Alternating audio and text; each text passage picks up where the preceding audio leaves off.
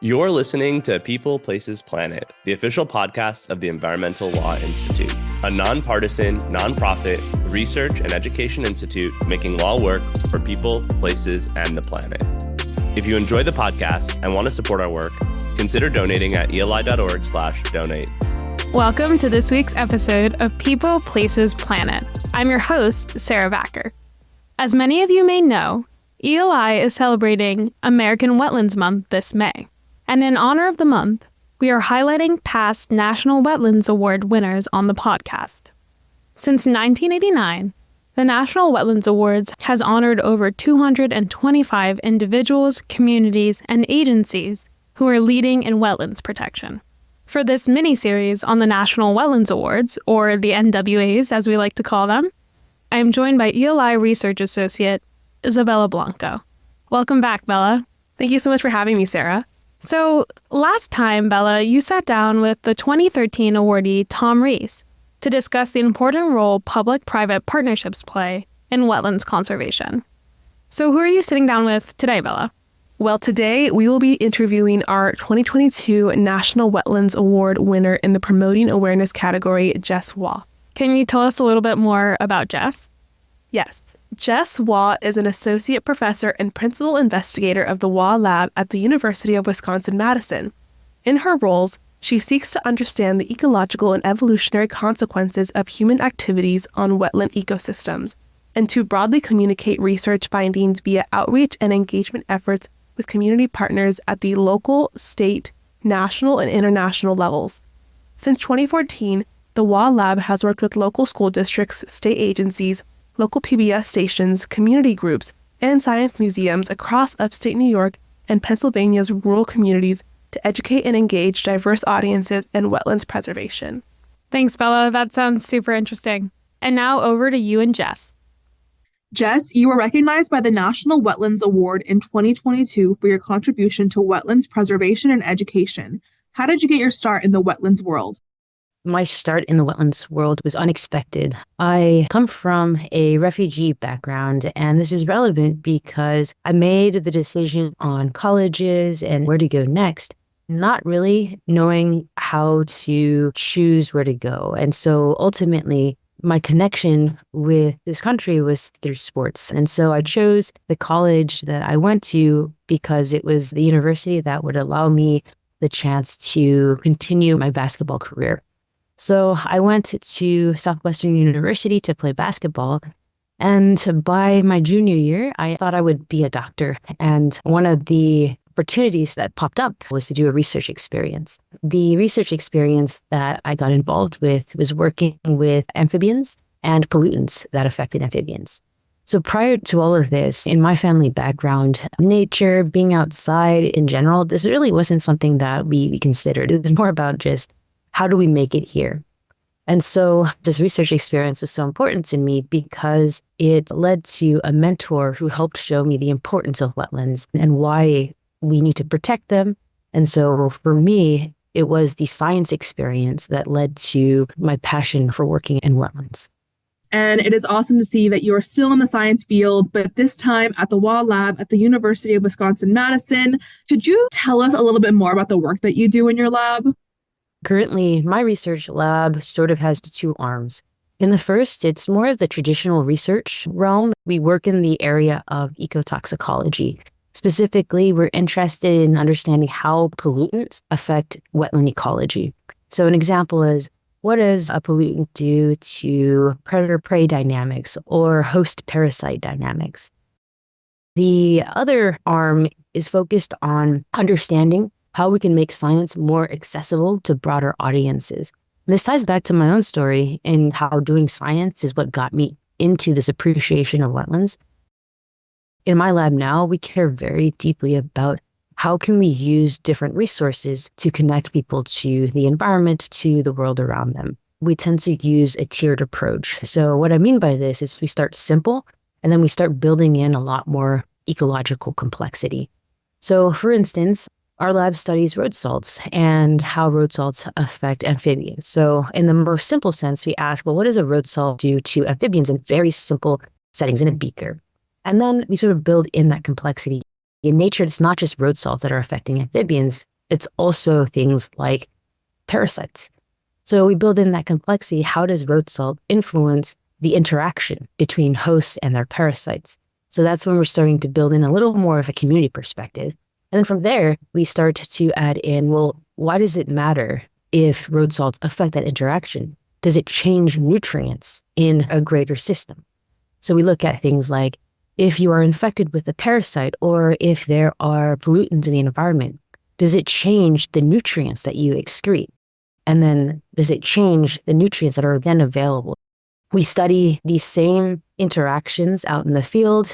We have a series of 36 ponds where we go out, we track wild amphibians, we look at their diseases, we look at road salts in these ponds, and then we also look at how it affects nutrient cycling. We have a community or citizen science program called Friends of Amphibians.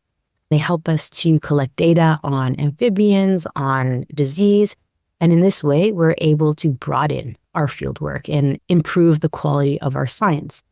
From my own experience, doing science might help connect the community with the amazing wetlands in Wisconsin.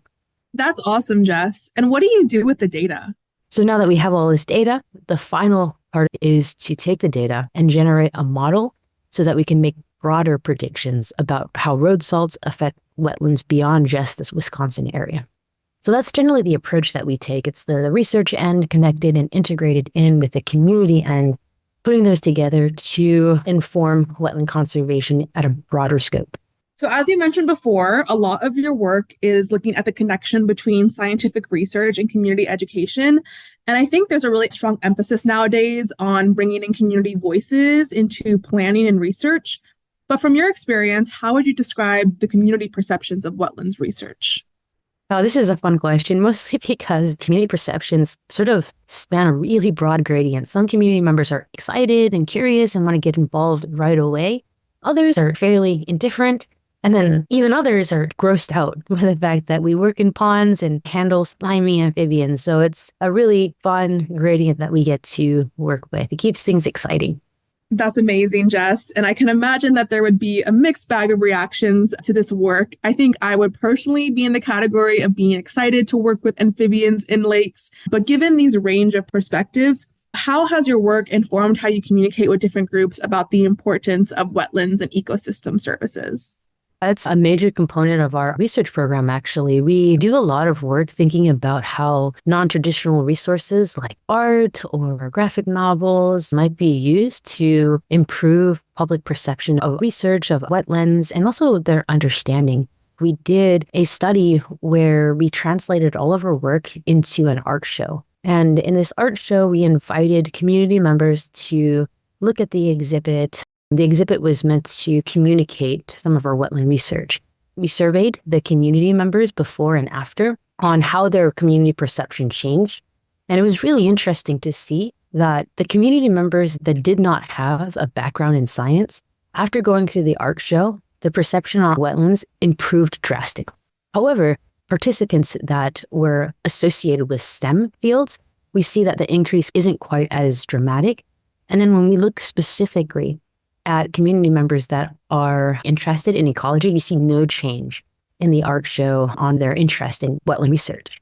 And so taking a step back, what that tells us is it is really important to know your audience. And so you asked, how do you communicate with different groups? I think there isn't a solution, one single solution that fits every type of community. So taking the time to think and understand the needs of the community is really important to communicating the importance of wetlands and the ecosystem services that they provide. Your lab has worked with school districts, state agencies, science museums, local PBS stations, and other community groups to educate on the impact of human activities on wetlands ecosystems.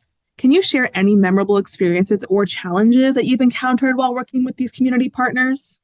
One of the things that we are committed to is to use a community-first approach. And I think one of the challenges with this approach is that, again, to recognize that not all communities are the same. So for example, I mentioned earlier, I come from a refugee community where outdoors is not really something that we focus on. And so trying to approach this community and understanding how to foster a connection with wetlands is going to be a very different challenge than thinking about connecting with a different community.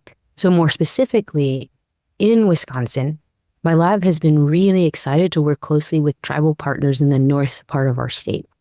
So one of the most rewarding aspects of this collaboration is the integration of different ways of knowing. So we have the traditional knowledge versus and with Western science. We've been really lucky to have the opportunity in this project to hold intentional space and time to genuinely connect with the community. And for me, this is important because the last thing that my lab wants to do with our community first approach is to come in with a project, with a study on our agenda. And so this intentional space, this time that we have carved out, is important for us to learn from each other, and specifically for my lab to learn from the centuries of knowledge about wetlands from tribal elders and to contribute in a way that is actually wanted by the community. And so that's been a really memorable experience for us and one that we've really, really been appreciative for. And this innovative and thoughtful approach is in part why you were awarded in the Promoting Awareness category. What has receiving this award meant to you? Oftentimes in my field in particular, we're encouraged to focus on the research aspect of our careers. But as you heard from my story from before, to me, both the research, the community aspect, the education is so tightly linked that I can't help but integrate them. And so I think what this National Wetlands Award has meant for me is the recognition of the education and the community aspect has been so encouraging to see that these community approaches are valued. And I hope that what this means for the broader scientific community is that it motivates more scientists to do this type of work, which I think is so important in the long term in protecting our wetlands. Amazing, Jess. What do you think is the most pressing issue in wetlands conservation? What do you believe are some of the solutions that individuals can work on? This is a tough one. I think in terms of wetland conservation, it is an integrated and complex issue. And so because of the challenges with being multifaceted, integrated, and complex, what I think it requires is an interdisciplinary and a collaborative effort. And what I mean by that is we need perspectives and effort and buy-in from multiple groups, including scientists, policymakers, community members, just to name a few. And so I think that some of the solutions that individuals can work on is to work on thinking about how we can collaborate and move together forward to addressing these issues. Thank you so much for speaking with us, Jess. Yeah, no problem. Thank you so much for the opportunity, and it's meant a lot to me. Thanks for listening to People, Places, Planet, the official podcast of the Environmental Law Institute. Our work wouldn't be possible without the support of people like you. If you'd like to learn more about what we do, attend one of our events, or support our work financially, head to eli.org.